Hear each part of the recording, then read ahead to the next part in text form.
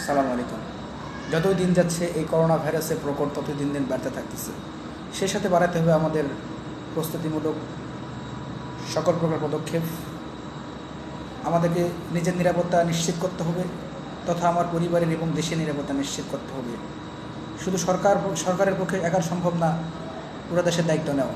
তাই আমরা যে যেখানে আছি নিজের দায়িত্বে নিজে না শিখি এবং নিজের ফ্যামিলিকে বাঁচাই, নিজের পরিজনকে বাঁচাই। ভাই আসুন, করোনা ভাইরাস প্রতিরোধে যে সমস্ত পদক্ষেপগুলো নেওয়া দরকার এই সকল পদক্ষেপগুলো আমরা এখনই গ্রহণ করি, আর দেরি নয়। আজকে থেকে 20 দিন আগে ইতালির অবস্থা ঠিক বাংলাদেশের মতোই ছিল। আজকে থেকে 20 দিন পর বাংলাদেশের অবস্থা কী হবে আপনি একবার ভেবে দেখেছেন? যদি ঠিক ইতালির মতোই অবস্থা হয় তখন আপনি কার কাছে যাবেন, কি আপনি পাশে দাঁড়াবে? তাই মহান রব্বুল আলামিন আমাদেরকে মাফ করুক, আমরা নিজেকে সেফ রাখি।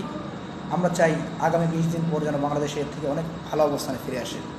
তাই আসুন, প্রত্যেকে নিজের সেফটি নিজেই মেনটেন করি, নিজের কর্ম পরিবেশটাকে সুন্দর করি, নিজের জীবনকে সুন্দর করি, নিজের দেশটাকে সুন্দর করি।